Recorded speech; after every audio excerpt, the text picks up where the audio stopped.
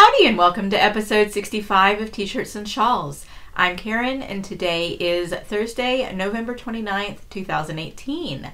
And the last time that I talked to you guys, it was right before I went to East Texas Fiber Festival. And then the 2 weeks that I normally would have recorded after that was Thanksgiving. So I took that week off. So it's been 3 weeks since I've talked to you guys. There's definitely a lot going on. There's a lot going on in my house right now. If you can't hear, Luna and Wally are playing, which involves a little bit of noise. Wally's complaining a bit because Luna is much bigger than him now. So I'll keep an eye on them. They're doing okay. Anyway, and maybe you guys will get to see them a little bit later. So it's been 3 weeks since I've gotten to chat with you guys. Lots of things that I've been doing during those 3 weeks. Less so much on the business end, although there is definitely news on that end. And I've been focused on just really kind of relaxing, taking a little bit of a vacation. And that includes a lot of knitting and crafting time. So I have a lot to share with you guys today. So last time I showed you, I think it was last time I showed you Sizzle Pop, which is a two-color brioche shawl. And it was the first time that I've done increases and decreases on brioche. And I fell in love with it. I wanted to work on it all the time. So I made a hat. This is something I think I started on a Thursday and finished on a Monday or Tuesday. So it was a really quick knit. Because it was addictive, because it was something that I really wanted to work on. So I'm trying to keep an eye. Wally is trying to hide from Luna right now. He's hiding over by my circular sock machine. I don't think I have anything out that he's going to get. So have to kind of keep an eye on him. Anyway, so this is very addictive. Again, decreases and increases. And just so much fun. I did not want to work on anything else. So the pattern is Autumn Vibes by Leslie Ann Robinson, who also did Sizzle Pop. And the way she has the pattern written, it's actually, I think, a 3-color pattern, so that the brand uses like colors 1 and 2, then the body uses, I think it's 1 and 3, and then the very top uses 2 and 3 or something like that. But I just decided to do it in 2 colors throughout and not change colors at all. And brioche is technically reversible, so the inside or the other side has the darker color dominant. But I have to admit, I prefer it going this way. So this is probably how I will wear it most often. It was like I said, now that I'm starting to get to understand the brioche increases and decreases better, it was, I guess, easy-ish. And I had a lot of fun with it.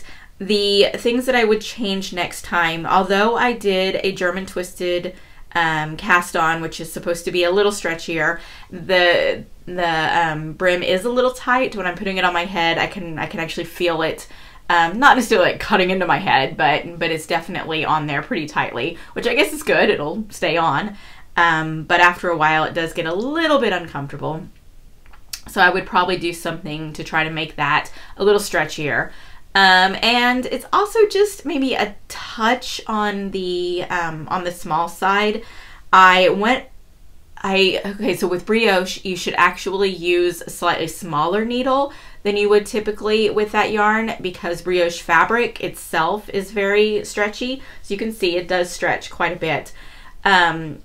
And so I didn't want to go up too much from what the pattern said and from what I would use typically with this yarn. It's a DK weight yarn. So I think I used a size 6, I think. Possibly I would go up a needle size. Really, it's not so much that it's this way that it's too small. It's not too small. It's definitely wearable, except for the cast on being just a touch too tight. So it's definitely wearable. I would have liked it to be just a little bit taller. So I think actually now that I'm thinking about it, going up a needle size, since it does stretch out pretty well this way, I probably don't want to do that. I would probably add more rows to it's not really ribbing because it's brioche. but just to the, I guess, the plain brioche at the bottom before you get to the pattern stitches. If I were to do this again, I would probably just add more there, and that would add a little more height to the hat. Because I'll put it back on. I'd like just to, well, I guess it fits pretty well. I like it to cover my ears a little bit more so than it is here. So I like it a lot. It was fun to knit. I've already worn it a few times, so I'm definitely enjoying this hat. And I'm planning to make another brioche hat, which I will, I haven't started it yet, but I will talk about it in one of the upcoming segments on this episode. So Autumn Vibes, Leslie Ann Robinson. Oh, the yarn. I believe it was last time I showed you guys the yarn. It was Dream in Color, the DK weight, which I think is Cosette. Wally's about to jump up somewhere he's not supposed to be. I think it's called Cosette. It's a DK weight yarn. I forget the name of the colors. I know the turquoise color is called Vivid. I forgot the name of the speckled color. But I had just bought that yarn at West 7th Wool, which I'm pretty sure I showed you guys last time. And this was the plan for the yarn. So that yarn got used pretty much right away. And like I said, really fun knit. Then I also finished a pair of socks.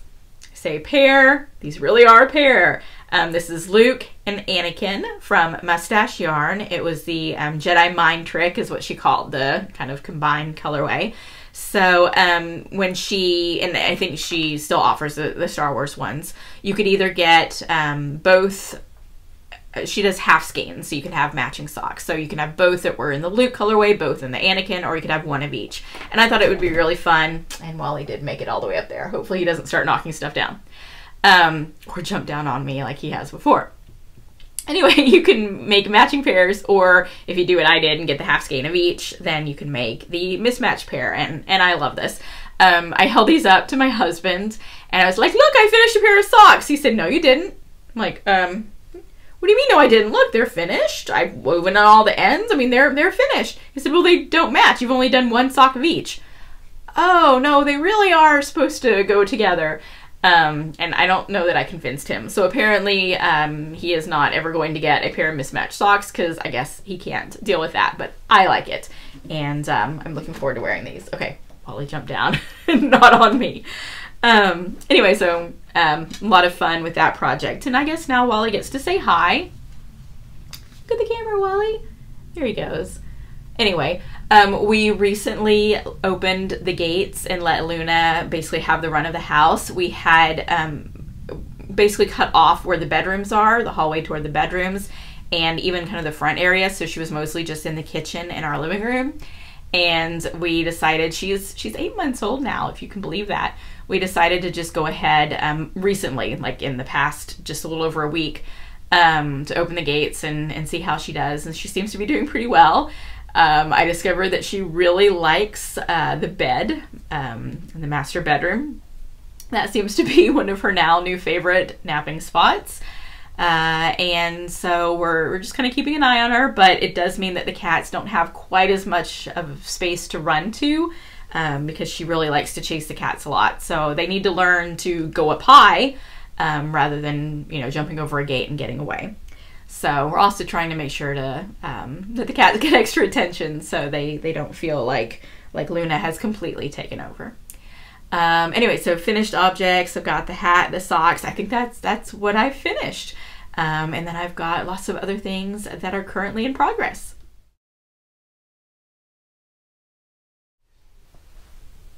So Luna came in. I thought I would show you guys her. Look how big she is. If you watched the episodes when we first got her, she was much smaller than this. So she is now 8 months old. She probably does have just a little more growing to do, but she's pretty much getting up there as far as her full size. So I'll show you guys how big she's gotten. She definitely thinks of herself as a lap dog, so I mean, she's not going to get much bigger than this. I think she'll still be okay as a lap dog, but she likes snuggling up. Recently, I've been kind of taking a little bit of time in the afternoon to sit down and drink some coffee and do some knitting. And she, falls asleep next to me, snuggles up next to me, And the other day I did a little more knitting time than I had planned because she was just so cute, all snuggled up next to me. So, so I guess it was benefit. I got a little more knitting time done, and she got a little napping and snuggling. She sees Wally, so she wants to go chase him, and definitely wants down now. But I wanted you guys to see her because I think it's been a little while since you've seen her on the podcast. Right after the East Texas Fiber Festival, I decided to take a little bit of a break, some downtime, and I used that time to learn some more about the circular sock machine, and in particular, learning how to do heels and toes for socks. Wally and Eva are over there once again. No, not Wally and Eva, Wally and Luna. Maybe Eva will make an appearance. Anyway, so sock machine. Heels and toes. I still have not used the ribber, so I haven't tried ribbing, but I learned how to do something called a hung hem, so that way it finishes off the top of the sock, and it's not quite in place of ribbing, but it does kind of keep the top of the sock a little tighter. So I learned how to do that, and I learned how to do heels and toes, and I got lots of practice in. So this does not look like a sock because I did not make the foot very long at all. I was just practicing the hem, the hung hem, and the heels and the toe. So so it starts off, so basically what a hung hem is that it's a folded over hem. So you crank out twice the number of rows that you want your hung hem to be, and then you pull the inside up and basically hang the stitches. So you've got your waist yarn, and then you've got where you start your actual yarn. So the very first stitches from your actual yarn, you pull them up onto the sock machine, and then when you crank around that time, you're basically knitting two together and creating the connection there for the hung hem. So that's a really easy way to get started, and I practiced that quite a bit, so I've gotten pretty good at doing the hung hem, and I think that's a pretty good way of starting the sock. Like I said, it's not the same as ribbing, but it does give a little bit of extra fabric up there, and it does help socks kind of stay up rather than just, straight stockinette all the way down. I mean, it's stockinette, but it gives it just a little extra heft. Okay, so I did that. Then I did my first heel. And basically the way you do a heel is a short row heel. So you lift half of the needles so they're out of work, and then you work around on the other half of the needles. First of all, you want to decrease, so you're raising needles to put them out of work, so there are fewer needles that are the stitches are on. And then when you've decreased down to the point where you want to be, then you start increasing, basically going back the other way and lowering the needles and putting them back in work. So so you can see hopefully the short rows that are going on with the heel. And this was my very first heel, and I'm quite happy with how that first heel came out. So, things were moving quite along, and I thought, you know what, I'm running low on this yarn. This was just some leftover yarn from another project. I'm running low on the yarn, so I don't think I'm going to be able to make a foot long enough. So I just kind of made the foot long enough to so it wasn't, the toe wasn't right on top of the heel, but it pretty much almost is right on top of the heel. And then I started and did the toe. And basically what you do with the toe, and I'll show you an unfinished one in just a little bit, is you do another heel. So again, the short rows. And what happens at the end is that you then have, and then you put your waist yarn back on to go around, and you need to graft the heel together. So there is a little bit of, finishing by hand. And I'm not really sure exactly what happened with this one. It's been a couple of weeks, so I don't really remember exactly. But I had some problems, and I ended up with this hole right here. So big hole. Good thing that this is not an actual sock to wear, because it's not really wearable without some major repair right there. So because I needed to graft it together, and you graft, so because you're doing the short row, this is where your decreases are, and you come around and these are your increases. So you're grafting the, basically where the hole is. You're grafting the top of the toe to the top of the foot. rather than grafting down here at the end like you usually do if you're doing cuff down socks, hand knit. Anyway, so that's where you graft, down here. And I wasn't really sure, I mean, I know how to do Kitchener, but I wasn't really sure how to do it when the sock was still on waste yarn. So instead of looking that up, I decided I know how to do. All I have to do is put the live stitches on some needles, knitting needles, and then do Kitchener. So I got out some knitting needles and basically tried to get the stitches so they were on the needles. It involved kind of pulling out some of the waste yarn, trying to get the stitches mounted on the needles correctly. And I think there were some issues right at the end on the machine with the toe. And then I didn't really get everything on the needles right. And I think that's what, I mean, obviously there was a problem to end up with that big hole, but I don't remember exactly what the problem was. But I'll say that was really fiddly, and I really did not like doing that, trying to get stitches onto knitting needles.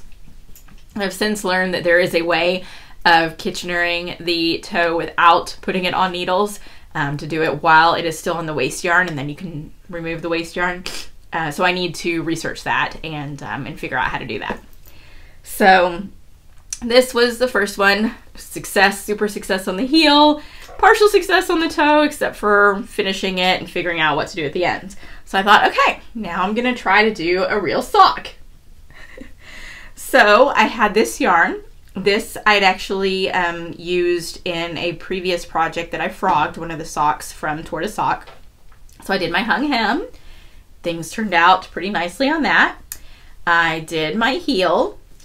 And then I wasn't sure how many rounds to crank for my foot. So I did what one of the videos mentioned, and I took my weights off so I wouldn't stretch things out. And I tried to measure in the leg how many rounds per inch. So basically check my gauge and then figure out the length that I need for my foot and do that many rounds in the foot. And I came up with, like, according to the math, like 70, and, you know, minus the toe. According to the math, I came up with like 70 something that I needed. And that seemed a little too much, because the person in the video said something about like 50 to 55 that she did. So I thought, well, that's probably a little bit much, but you know, that's maybe my tension's just a little tighter, my gauge is a little tighter. So I'm going to go ahead and do that. And so this is the foot.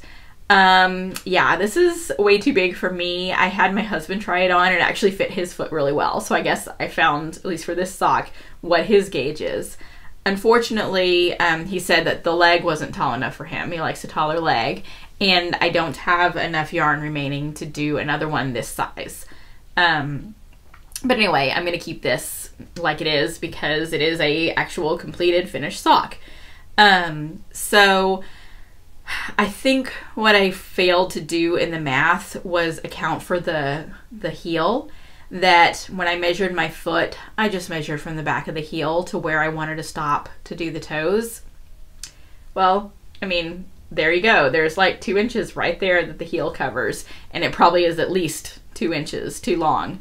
So I think that was my mistake in the math. So when I tried again, I went and did somewhere between 50 and 55, and I'll show you that sock in a minute, and that one seemed to fit much better. Anyway, so learning that you need to pay attention to what you're measuring and where. Anyway, so the heel came out pretty well on that one. And then this one, the toe also worked really well. I'm trying to remember which one. There was one that I did that I tried. No, it must be that one. Okay, so somehow I managed to Kitchener this one okay. And I don't remember right now how I did that. If I took it off on needles, because I know I didn't try it with I must have taken this one off on the needles as well. And I did this right after East Texas Fiber Festival, so it has been a couple of weeks. I'm trying to see.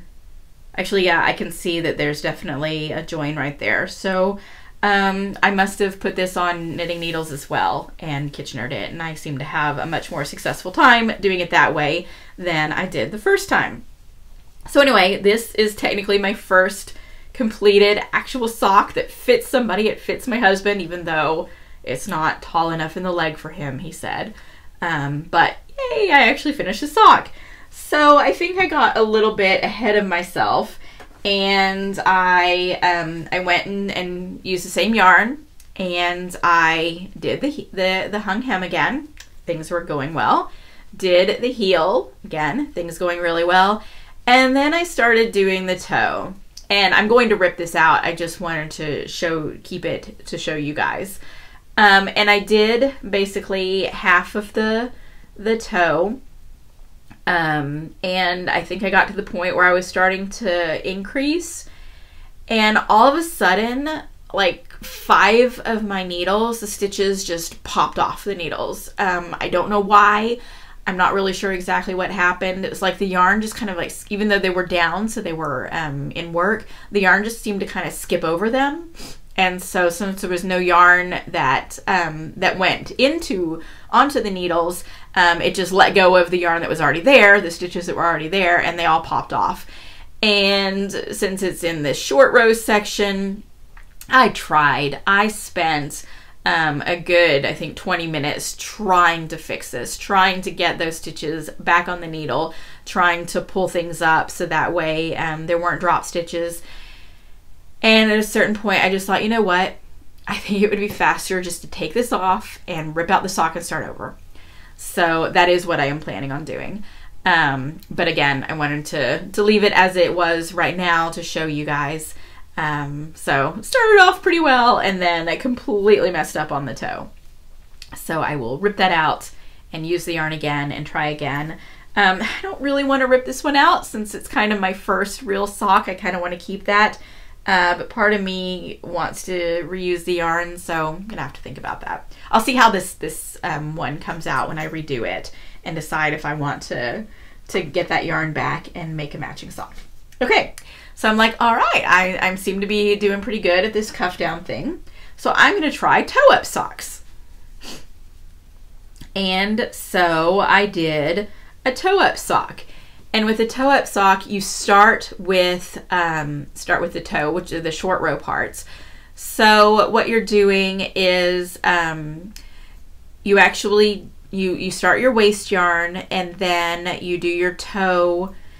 And then you have to, just like with a hung hem, you pull up stitches. I think it's actually from, yeah, you have to pull up your stitches. I'm trying to remember exactly how to do this. So you pull up stitches so that I'll actually turn this inside out. So that your sock machine has this on one side, and the other stitches you were pulling up to put on the needles on the other side, the ones that had been out of work when you're doing the short row. And I kind of made a few mistakes there, so this is inside out, but I'll show you more easily the little hole that's right there. Whenever I was pulling the stitches back up onto the needles, the other side of the machine, I either grabbed the wrong stitches or something happened and it created a hole. And over at the beginning where the yarn started, there's also a little bit, just a tiny tiny hole there, but that one's definitely a big hole, and that just resulted in me not putting the stitches in the right place. Anyway, but I went ahead and I wanted to, figure out the construction of a toe up sock, so I continued on, did the heel, so the heel went okay. And I wanted to do a hung hem again for this, but because of the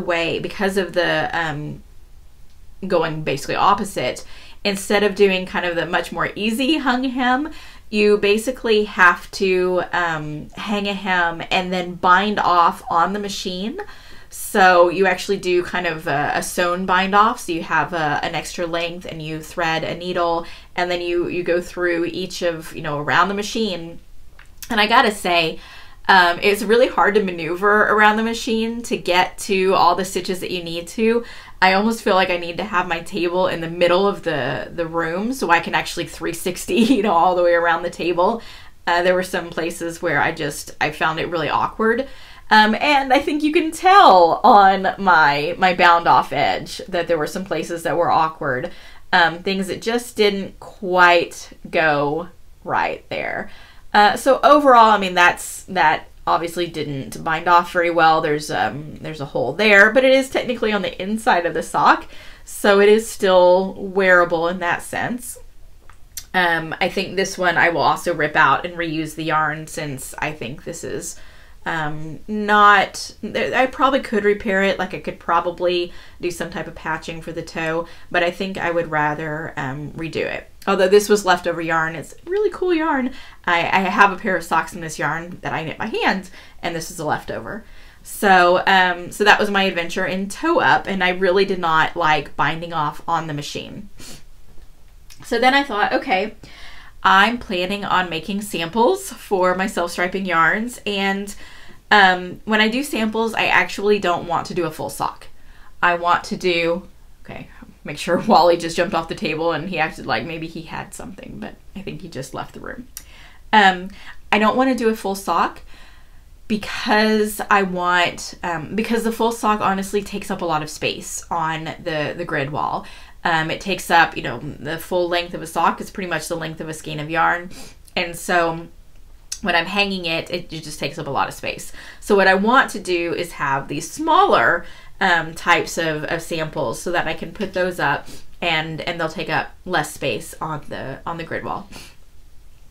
So the idea here is that I would do a hung hem, so at the top, so it's nice and nice, you know, finish on the bottom, and then I would also do one at the top. Well, I thought that I could just do the waist yarn and hang the hem, and then connect the stitches together and everything would be fine. And so I did that, and I got things off the needles, and then I pulled out the waist yarn, and look, the hung hem that I supposedly did really wasn't attached, and I just have to be really careful.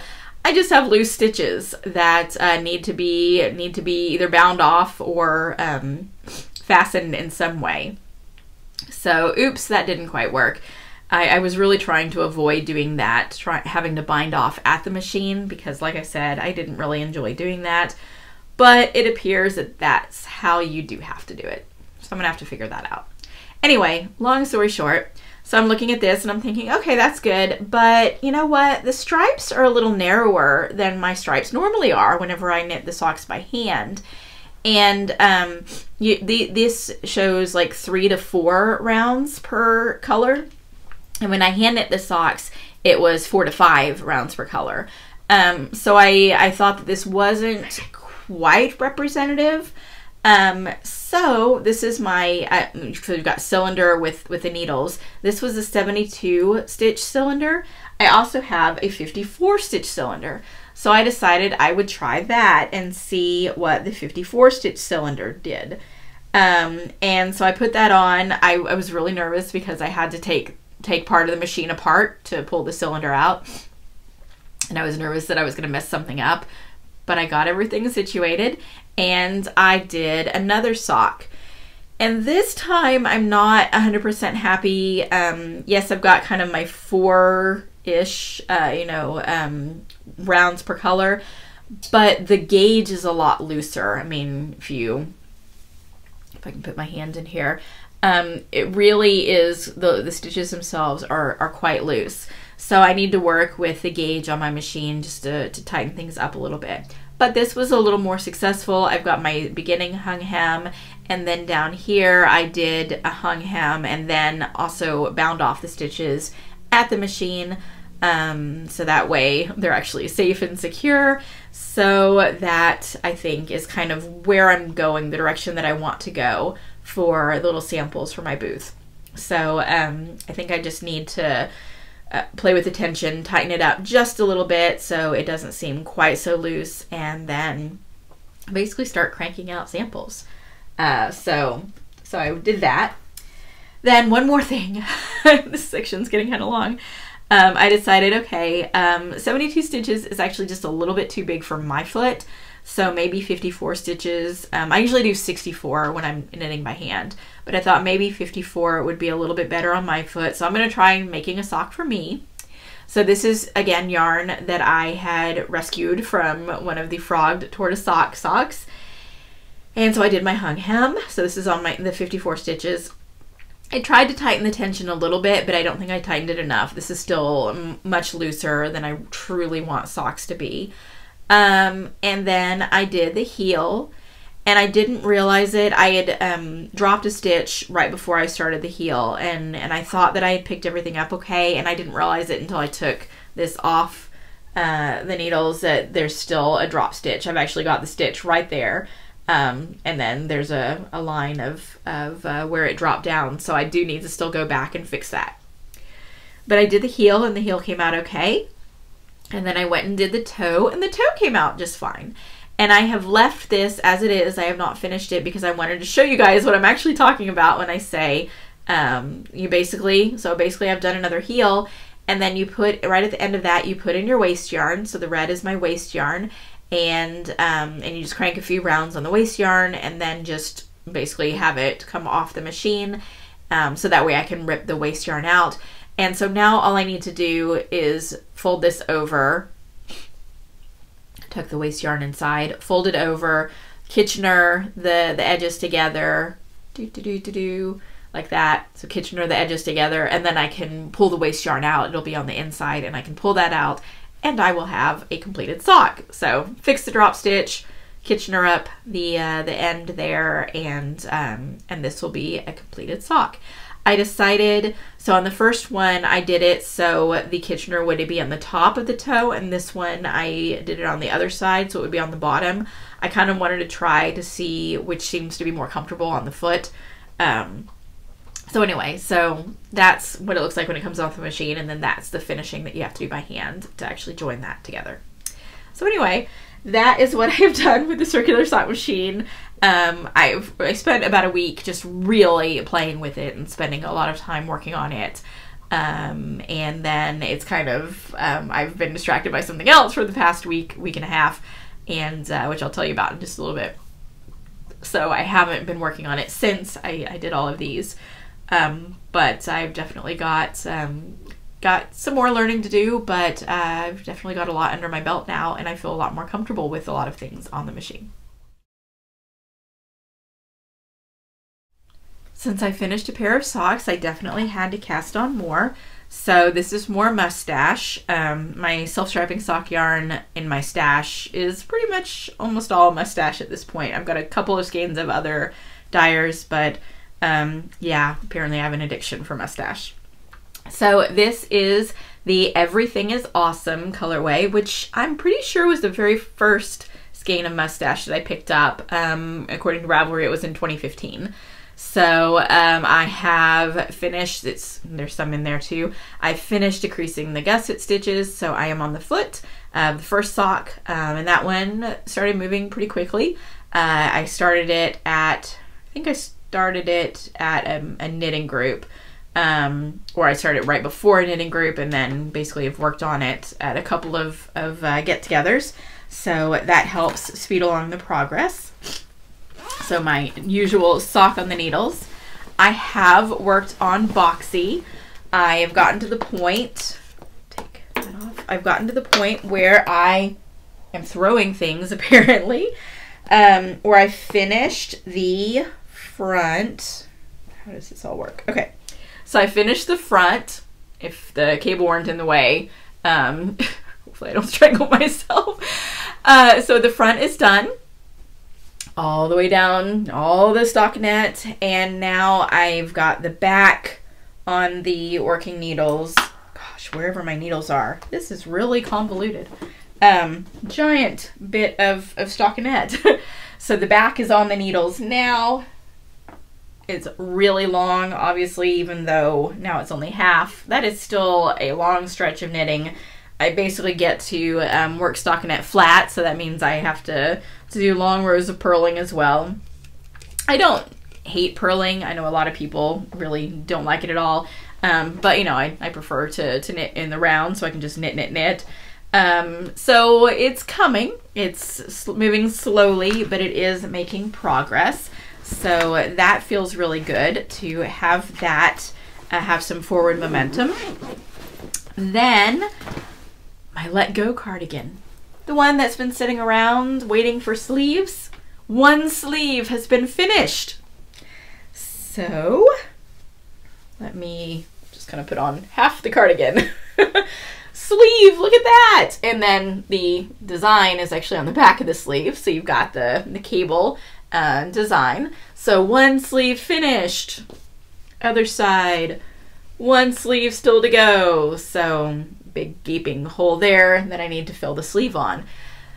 So that's really exciting to have that, you know, making some progress, especially because I went onto Ravelry to show, or to, you know, type out, I finished the first sleeve. And in my head, I thought that I had started this project like January or February. Nope, I started it in November of last year. If I remember right, it was like November 11th or something. So this has been on the needles for over a year now. So it's definitely time for it to get finished. But because of something else that I'm working on, which I'm going to show you next, it might not get finished immediately. It might be after the new year before it gets finished. Eek. But I'm getting there. A couple of things while I was working on this sleeve. I started it off with using the flexi flips. So I've shown you guys the flexi flips before. And hang on, the thing that I dropped is a stitch marker, and Luna just came over to sniff it. So a little bear stitch marker. I do not want to lose that. That's from Ann Tudor, who makes fabulous stitch markers. So I started with the flexi flips, and it was a little annoying at first because the flexi flips are a bit short, and especially at the top you have quite a few stitches, and this is one where you start short rows at the top. So basically I had one flexi flip that had kind of the needles that weren't being worked, and then use the other flexi flip to go back and forth and do the short rows, so that way you get that shaping on the sleeve cap. And I'll just say it was really really fiddly and not very comfortable in my hands, but I persisted and I kept going, and I don't remember at what point I decided, you know what, I'm really not, even though I've done whole socks with the flexi flips, I'm really not enjoying them on the larger size. So this is a size 8 needles. They weren't comfortable in my hands. They're comfortable for the socks, but they weren't comfortable with the needles. So I thought, okay, I really don't love it, but I'm going to do magic loop. So I picked up basically the circular needle that I'd been working on for the body, and I started doing magic loop. And I know some of you guys love magic loop. I really don't like it. I find it really annoying to have to keep pulling that loop around. So I decided, you know what, magic loop isn't working. I went back to the flexi flips for the end, and just really not happy with that. I think that I will do 2 circulars. So rather than the flexi flips, that'll give me, you know, a longer thing to work with for the second sleeve. So it was a little bit of some needle drama, I guess, going on in putting the sleeve. And then I got almost, you know, about 3/4 done of the sleeve, and I ran out of that skein of yarn, and I switched skeins. So with hand-dyed yarn, the advice is always, for best results, alternate skeins. So that way if your skeins have a difference in color, even in the same dye lot, that can happen. Then that color difference won't be obvious when you switch to the new skein. Guess what? I don't take my own advice, and it shows. Can you see the line? You should be able to see it really, really clearly where old skein stopped and new skein started. Isn't that just really, really obvious? So I didn't notice it while I was knitting. The room that I was in, the lighting is not the greatest as far as showing color very well. So I didn't notice it until I went to my light box to take a picture of the sleeve to post on Instagram, and that's when I noticed it. Anyway, so I will be completely honest, what I probably should do is rip back and probably the whole sleeve and start alternating it all, because the difference is so drastic. It almost might make it look like stripes, but you know, that might be the best thing to do. But I know myself, and I know if I rip back, I will not knit the sleeve again. So I think it's better just, I'm okay with this. I think it kind of in some ways looks intentional. Oops, hang on. Luna just pulled the other end of the cardigan. It almost looks intentional, and it would if the other sleeve would match. So that would be my other option, that I rip back and use basically half of this yarn for the top of the sleeve, and then the top of the other sleeve, and then the new skein kind of at the same point, put that in.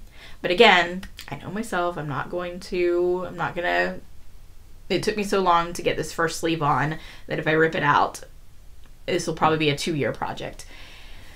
The bad thing is that I only have this skein, this darker skein left. It's my last skein, and so the entire second sleeve is going to be in the darker color. I'm just going to embrace it.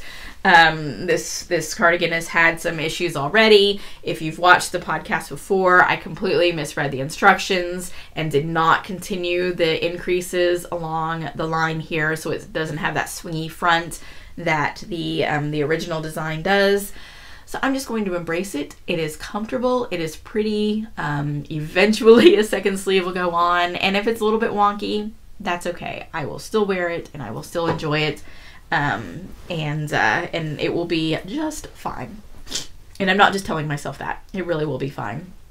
Although occasionally I'll probably look at that line on the sleeve and think, oh. So yeah. I knew that not alternating skeins would come back to haunt me at some point, and this is the point. So now, finally, on to the thing that for the past week has really taken my attention, and it's pretty much all I've been working on. So maybe you've seen the sock arm sweater. It's a fingering weight sweater where the body is all solid, and then the sleeves are done with self-striping yarn. So I had originally planned to do that in some of my own yarn, self-striping on the sleeves, but I just hadn't started it because I had 2 other sweaters on the needle. And then the designer came out with a worsted sock arms version. And Mustache, self-striping wonder, came out with kits. So she did some self-striping on the worsted weight. So she would have kits for the sock arm sweater. And I debated over getting one, and I wasn't really sure, and I thought, oh, I don't really need to get it, but I really want it. And I went to my knitting group on that Sunday when it just came out, and some of the other people there were talking about it, and I actually, on my phone, ordered the kit at the knitting group. So I ordered it on that Sunday. And they were supposed to be like dyed to order, so I thought that it would be about 2 weeks before I got mine. But I actually got it the very next Friday. And I would have gotten it Thursday, but Thursday was Thanksgiving. So basically the Sunday before Thanksgiving is when I ordered it, and I got it the Friday after Thanksgiving. So it came much faster than I expected. But the timing was perfect because that Friday was the start, the kickoff to the Indie Design Gift Along. So the Indie Design Gift Along is this big event that I believe it's in the 6th year. It is my 4th year participating. It's an event that celebrates indie designers who self-publish their patterns. And this year there are 349 designers participating. And it's basically a 6-week long knit along and crochet along, so gift along, to encourage people to both buy and knit or crochet patterns from indie designers. So the designer of the sock arm sweater is one of the participating designers. The kickoff was that Friday evening. My yarn arrived. So I decided, you know what? It's kind of like a sign that I should work on this sweater during the gift along. So I waited until, you know, the Friday night kickoff before I started the sweater. That was last week on Friday. So just under a week. So tomorrow will make a week. And this sweater has basically consumed my knitting time. And I have made really, really major progress on it. I don't want to show you the sleeve yet. I finished the body, so I'm showing it to you sideways. Don't want to give away. So I finished the body. It starts at the bottom. It does this really neat thing where you are working in the round, but you use short rows to make the back hem just a little, to give it a little bit of a curve, and the back hem is a little bit longer than the front. So I really like that little extra bit of shaping, because otherwise the body is just stockinette. But that hem at the bottom with the shaping gave it a nice little bit of extra definition. I have not done the neck band. I have not done the neck band quite yet. So I do still need to do that. And this is the Hogwarts one. So the sleeves are in her Hogwarts colorway, which I already bought in fingering weight, but I definitely wanted in worsted weight. And I worked on this so fast because this is a project where I wanted to get to the sleeves. The sleeves are the fun part. And I have gotten just to the halfway point on the first sleeve. So there it is, sleeve. So you can see the colors of the Hogwarts houses in there. Yeah, this is a super, super fun project. It went really, the body went really fast, like I said, because I was really wanting to get to the sleeve, and I started the sleeve yesterday, and I think yesterday afternoon, and I've already gotten that far on it. So this is definitely a fun project, whether you do the worsted weight or the fingering weight. There are two different versions. She also has child size, so if you want to do one for a kid, you can do that as well. And I am using the 2 circulars method for the sleeves, which is definitely, I'm enjoying that a lot better than the flexi flips or magic loop. So for me, that works best. So yay! I won't put it on, but so really over the halfway point on the sleeve. The one thing I haven't decided yet, she does have you go all the way down the sleeve with the self-striping yarn. And there is ribbing on the cuff, and she does say, and I've given this tip before in a newsletter, when you're changing colors with ribbing, because the way the purl stitches work, you're going to see that color shift. It's not going to be as nice and neat as the color shift on stockinette. It will look more like that. So you can see how you've got the yellow and then the scarlet and then the yellow again. So if you want to avoid that on ribbing, what you should do is the first round of the color change, just knit straight stockinette. Don't do knits and purls. And that will make that color change look nicer, and then you can go back to do the knits and purls on the next round, and it really doesn't affect your ribbing that much, unless you do it really often. And the way these stripes are, you've got, you know, a little bit longer color run there, but then you've got a short color run and then a little bit longer. So in doing that, if I was trying to do ribbing and then do a round of stockinette at each color change, it's going to add way too much stockinette in the ribbing, and it will affect the ribbing. So my choice is either to have the ribbing, you know, have those lines show up, or I was thinking that maybe when I get to the cuff, I would switch back to the main color and just do a solid blue cuff. So that way I would avoid that that weird color change in the ribbing, which right now is what I'm leaning toward, especially because I have an entire skein of the blue yarn that I have not broken into yet. I still have plenty of the skein that I was working on to do the neckband, and an entire skein. I mean, I might not even need to break into that depending on how much the neckband uses. So I have plenty of the blue yarn. I don't see any reason why I shouldn't do the cuffs in blue. So I'm pretty sure that's the direction I'm going to go. But I have to decide soon, because at this rate I'm going to get to those cuffs pretty soon. And then I should have leftover yarn. I think what I'm going to do is just a basic hat, and do the ribbed band in the blue, and then the rest of the hat in the self-striping. So that's kind of my plan. I assume that I will have self-striping left over, because I got 2 skeins of the self-striping, one for each arm basically. So that's my plan.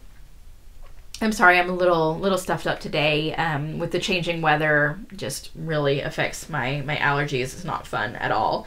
Anyway, so that has just taken up almost all of my time and attention lately. I really, really am loving this project. And I decided, you know, the Indie Design Gift Along, I am participating in it both as a designer. So if you have any of my patterns that you want to make, you can make during the time of the gift along. and also as a knitter. So there are 8 different categories in the knit along. So things are broken up, you know, things that you wear on your head, around your neck, shawls, garments, feet, hands, baby, and other. I think I got all 8 in there. Hopefully I didn't forget something. So there are 8 different categories, and there is an extra challenge if you knit one thing from each of the 8 categories. Then you can complete this extra challenge, and it's called the Opadu challenge. I think that's how you would say it. It's OPADOO, something like that. Basically, it was one of the moderators. That's how her young daughter said octopus instead of octopus. So 8 arms, 8 categories. It was Opadu.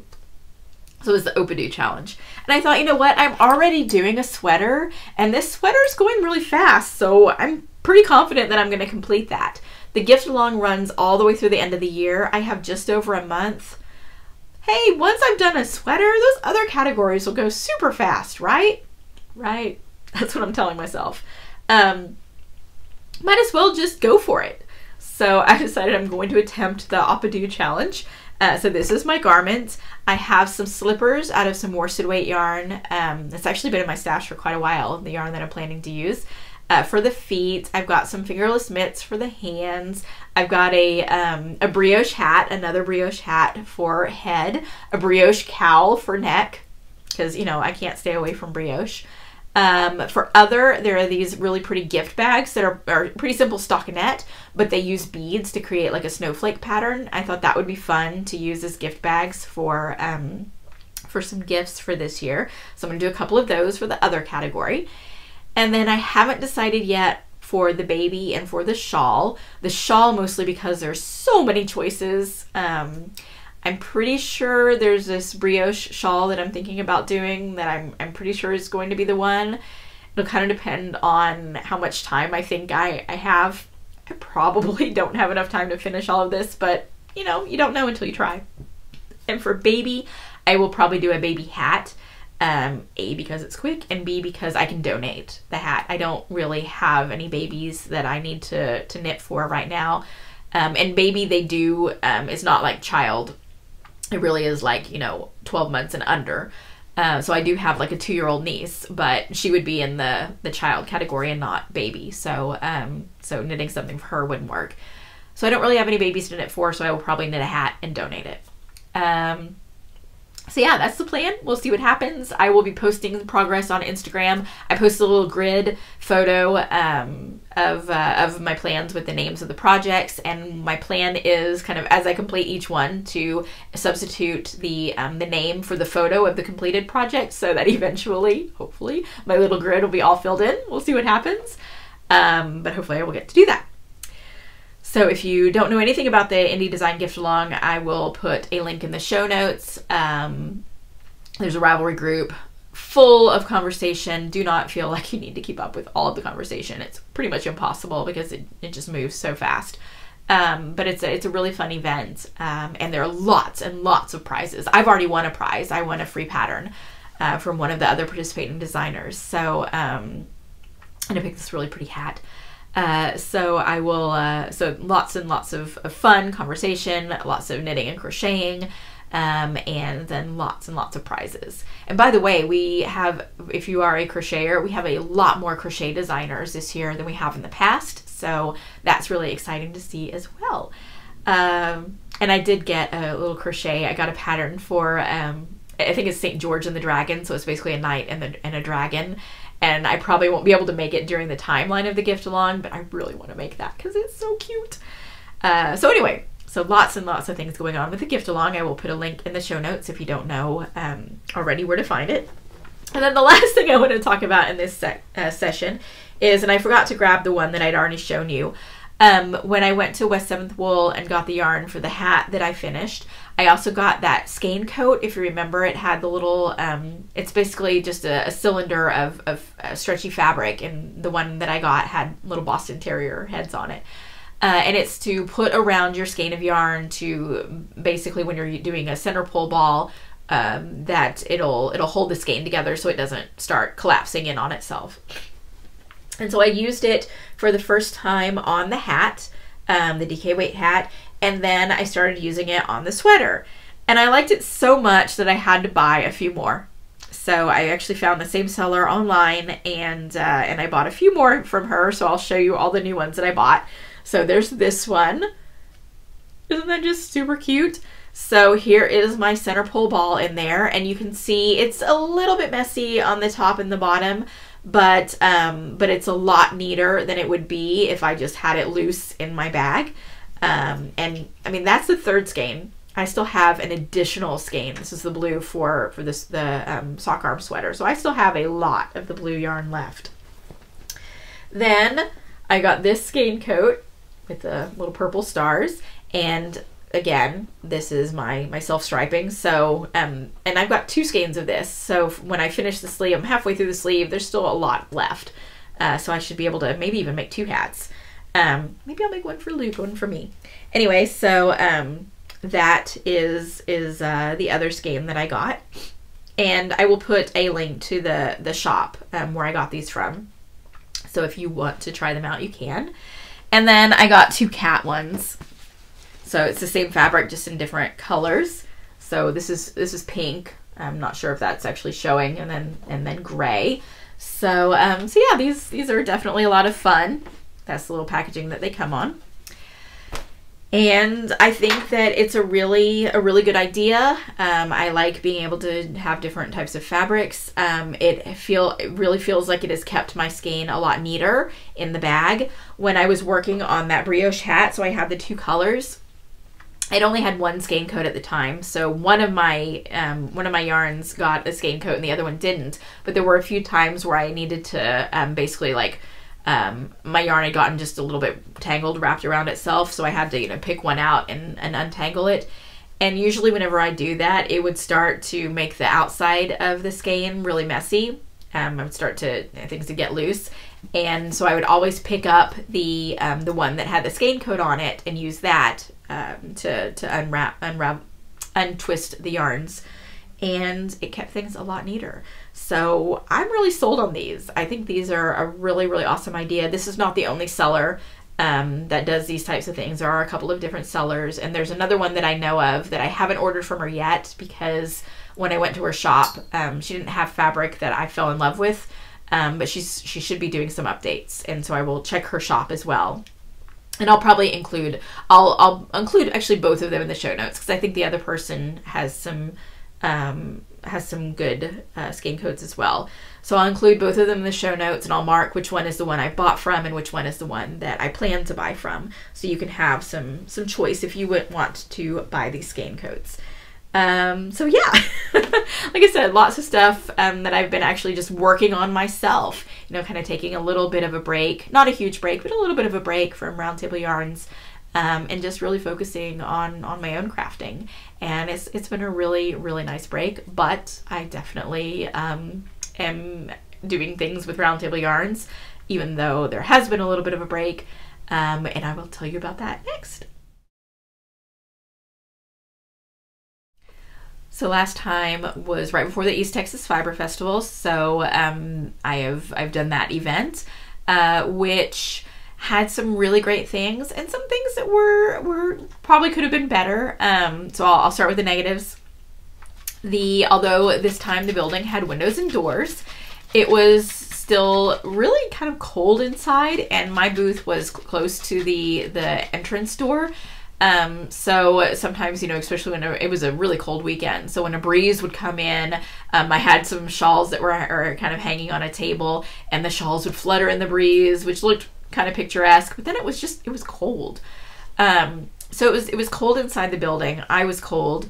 There was a booth that was near me, and on Friday, that dyer, she was like, I was just freezing all day. So I guess that evening she went and bought a space heater. So on Saturday she had a space heater in her booth, which she kept standing in front of. So it was pretty cold, even though it was a building with windows and doors, but the door was left open because it was a sliding door. And so people came in and out. It was cold. And then the worst part was the lighting. Oh, there was really no lighting in the building, and the windows didn't let in that much light because they had a cover, you know, like a coating over them, which I'm sure in the summer, because I'm pretty sure this building is used like for a farmer's market, which usually happens in the summer. So I'm sure in the summer it helps, it keeps a lot of the heat out, but it also means that it kept a lot of the light out. So the lighting was horrible. There were these really pretty Christmas lights that were all over the place decorating it, but it didn't actually provide any lighting. So if a vendor did not bring lights, then you were pretty much looking not in the dark, but in just really, really dim lighting, which is not the best way to look at yarn and to look at colors. So I had some lighting, but they were like these little clip-on IKEA lights, which work great when you're in a space with better lighting, just to kind of to add just a little bit more. But when you're really starting from a space of not much lighting, it doesn't help much at all. There was another booth that had like fabulous lighting, and I went and talked to them to find out what their lights were. And I got the information from them, so for future reference, I could do some better lighting. But anyway, there were a lot of people complained about the lighting. A lot of people were actually taking out flashlights, using the light on their phone to look at yarn. Since I was near the door, I did let people like take yarn over to the door so they could look at it in the sunlight. So yeah, the lighting was a really big issue, and there were a few people who posted online that they were planning on staying longer than they did, but they couldn't see anything, and they were frustrated, and they left earlier than they had planned, which means they didn't buy very much. So as a vendor, it was really frustrating because I came prepared with my normal lighting, but that wasn't enough. So I felt really frustrated that I couldn't create a better situation in my own booth, and then just, you know, the entire experience. So I will just be completely honest, on a business level, it wasn't the most successful, but it wasn't terrible. With that being said, although at the end of the day the numbers weren't the greatest, I still had a really fabulous time. There were people that I got to see that I haven't seen in a while. It was really always fabulous to see that. Some people's finished projects that I got to see, which was really great. And I got to meet new people. So it was still a good experience. It was just disappointing to have the environment that we were in, and I do think that translated a bit to sales. I did meet some new vendors that I wasn't familiar with, so that was really great. Next to me was Dye Lab Yarns, and I bought a skein of her yarn. It's this really, really wonderful BFL silk and cashmere. Oh, just really, really great stuff. But I can't find it. I remember packing it up because it was the only purchase that I made. I remember packing it up, and I remember just putting it somewhere, like I'm kind of like throwing all the stuff in my booth together, and I just kind of added it in with everything else. And I've unpacked since then, and I cannot find this yarn. I remember packing it, but I have no idea where it is right now. So I'm still looking for it, which is why I'm not showing it to you, because I haven't found it. So I need to find the yarn because it's really fabulous yarn. Oh, so hopefully I find it. I know it got packed. I know it got packed. It is here somewhere. I just need to find it. Anyway, so overall it was a pretty good experience for as far as just getting to see people, but sales wise, a little on the disappointing side. That being said, next year the venue is changing. It was in Lindale, Texas, and it's going to be moving to Canton, which they do this whole like Canton Trade Days once a month, and then other events. And so I've never been, but I understand that the building itself is not going to be cold like that if we have another cold weekend, and B, the lighting should be a heck of a lot better. So next year it will be in a different venue and hopefully much better. I have actually already, as a returning vendor, we were given the opportunity to go ahead and sign up for next year. And then after a certain time, then she'll open to new vendors. So I went ahead and signed up. So I will be returning next year to the East Texas Fiber Festival. I should have written down the dates. It's a weekend in November. I have it on my website. So next year I will be back to the East Texas Fiber Festival. I am very interested to see what the new venue brings. So that is that. The other thing that I did was, instead of having like a Black Friday type of sale or Cyber Monday or Small Business Saturday, whatever over the weekend sale, instead of doing like a discount sale, I decided that I would try something different. So I did a mystery bag event, and I called it the Tournament of Yarns. I was trying to come up with something that fit, you know, the theme. There was a lot of brainstorming going on and trying to figure out. And then I finally locked onto the tournament idea. And then I was like, tournament of what? Of what? And I kept trying to go back to something, you know, medieval related. And I was like, but it's not like a tournament of something medieval related. It's a tournament of yarn. I was like, that's what it should be called, the Tournament of Yarns. Anyway, so I announced it. Basically, it's a mystery bag. So I decided to use letters of the alphabet to assign to each bag. So I did 26 bags, and I picked out mostly orphan skeins. So skeins that were the last of its dye lot. And there was one skein that was an experimental base, actually a base that one of the yarn clubs a while back got, the Mark base, which was the Aran Weight kind of Tweedy yarn. I dyed a skein in this really pretty blue, so that was in one of the mystery bags. And then orphan skeins, so basically skeins that are the last of the dye lot. So I used a random letter generator. I made my list of 26 yarns. And then using the random letter generator, I randomly assigned a letter to each of the skeins. There were a few yarns that I had 2 skeins remaining in a dye lot, and I decided that the bonus for those would be that you get the extra skein. And then for other bags, the bonus was like an enamel pin or my needle gauge or this little notebook that I had recently sent out to the yarn club, as well as some of the bags had a discount code for a future purchase. I forget the exact breakdown, but several 10%, a few 15%, 2 25%, and 1 50% on your next purchase coupon code. So again, I used the random letter generator and randomly assigned the different prizes to the different bags. So I thought that I would start this on Friday morning, and I would let it run through Monday. So kind of hit the whole Black Friday through Cyber Monday type of thing. And anything that didn't sell by the end of the day on Monday, I would bring with me to an event that I have coming up on Saturday, which I'll tell you about in a minute. Because in my head, I thought that, you know, I would probably sell some mystery bags, but I really didn't think that I would sell all of them. You guys are so awesome. You completely blew away any expectations that I had. The mystery bag sold out in 2 hours. So I know some of you missed out, and I apologize for that. I really, really had no idea that you guys would have so much fun with this. So I had sent a message out to my mailing list the Tuesday before, kind of letting everyone know what was coming up. And then on Friday at 8 a.m., I sent out another message saying, okay, it's live. And I gave the mailing list subscribers an hour head start before I posted on Instagram and Facebook. And within that first hour, over half of the bags had sold. And then in the second hour, the other half sold. And I think the very final bag sold at like 10:02. So I guess 2 hours and 2 minutes for the first to last bag. I pretty much spent all Friday morning from 8 o'clock till a little after noon packaging up those mystery bags and making sure to kind of update the listing, saying, okay, there are this many bags left, and then eventually saying, okay, it's all sold out. So again, if you got a mystery bag, thank you so much for participating.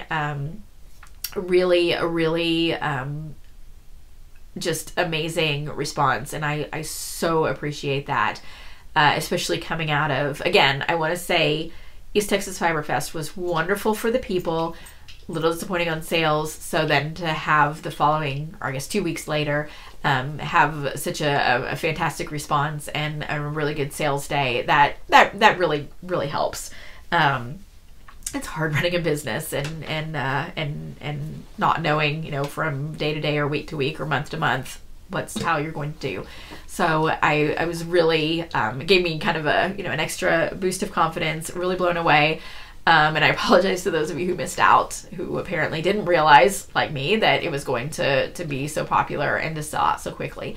People have been posting in my Ravelry group, not the podcast group, but the group for Roundtable Yarns, what they got in their mystery bags. A few people had posted, and also the sentiment that definitely this was fun and they want me to do it again next year. So, yeah. I definitely think that the Tournament of Yarns is not a one-time event. It will be something that happens again, whether that be next year for Black Friday or if I do it some other time. It won't be like something I do often.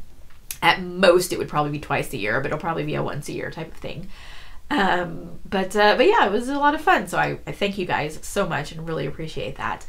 And it was fun because I just had my list, which actually is in that notebook. I had my list of here's the letter and here's what's going to be in the bag, but I hadn't actually packed the bags yet. So I got to see what was going to which person. So that was a lot of fun. Like, I got to know what was in people's bags, but you guys got the surprise. So anyway, so that was really great. Then on this coming Saturday, so that is December 1st. So depending on when you are watching this podcast, it may still be ahead or it may be past. So Saturday, December 1st in Fort Worth at the Center for the Healing Arts, I believe is the place it's called. There is a woman named Julie who is planning to open up a yarn shop in Fort Worth. The plans have been kind of taking a lot longer than she had originally intended because unfortunately she has been taking care of a family member with cancer. Which obviously is where her attention needs to be, but she still is planning on the yarn shop opening, just on a much more delayed schedule. But she is wanting to host various events to build the community before her shop opens. And I went to her Knitting in Public Day. I guess it was last summer in Fort Worth, and it was outside of this baking company, the Three Danes Baking Company, which made yummy treats. And apparently the Center for Healing Arts is like right next to that, so we will be getting yummy treats again. So basically it's an event where it's 4 hours from 10 to 2 where you can just come and knit, crochet, spin, whichever of your crafts that you want to do. So a time of community and fellowship. And there are a couple of truck shows. So I will be bringing my yarn, Dye to Spin, which is another DFW area dyer, will be bringing her yarn and fiber. And there's a brand new dyer who just started dyeing earlier this year. This will be her first event. She is going under the name Serenity Fibers. She will be there. There is someone who raises Rabelais sheep, which Rabelais is you don't see it in commercial yarns very much, but as a spinner, it is something that you can definitely get. And I have spun Rabelais before, and it's really nice to spin. So she will be there with, I don't know if she's just going to have a whole fleece or if she has processed fiber. So if you're a spinner, you definitely should check that out. And like I said, the treats from the baking company and just, fun and fellowship. So if you're watching this in advance and want to attend that, there is a Facebook event that I will link in the show notes for the event where you can get all the information. If you're watching this after the event and you've unfortunately missed it, you might want to go ahead if you are local to the area and like Juju Knits, so Juju, the woman's name is Julie, which I assume is where Juju comes from. So like Juju Knits on Facebook and or Instagram, because she is going to be hosting other events like this. I know she's already got some beginning knitting and crocheting lessons that she's put on her schedule. But like I said, she wants to start building community before she opens her shop. So I'm really excited about the coming event. And then after that, I basically have the retreat in February, which I've told you guys about, the Winter Fiber Fun Retreat, where I'm teaching a class and we'll also have my yarn. and then April, DFW Fiber Fest. So I'm kind of using this time right now to relax a little bit, like I said, work on other projects of mine, but it's almost time to start really kicking it into high gear and to work on dyeing for DFW Fiber Fest. I don't want to leave things to the last minute. I want to have a really good inventory, especially because that is my base of inventory for all the shows after that. That includes doing a lot more self-striping. The shoulder seems to be holding up, fingers crossed. So I'm going to be dyeing self-striping again with the idea that hopefully I will have a good inventory set up for DFW Fiber Fest. And I'll be posting onto the website as I dye stuff. So if you aren't able to come to DFW Fiber Fest, keep checking the website and hopefully there will be things there. So that is what has been going on with Roundtable Yarns. Like I said, a little step back to relax, but still plenty happening and going on. You guys are so amazing and awesome, and I appreciate you very, very much. So thank you for your support. So I think that's going to do it for today. There have been, some really long segments here, so I'm not really sure what the entire running time is, but I appreciate that however long it is, an hour or so, that you spent the time with me today. Whether you are a new viewer, thanks for checking me out, or a returning viewer, I appreciate you guys so very much. I invite you to write comments because I mentioned this multiple times, but it really is a conversation, not just me talking at you, but us talking to one another. That really is the heart of why I do this. So you can either post on YouTube a comment, or you can come over to the Ravelry group for T-shirts and shawls and post in the discussion thread for this episode.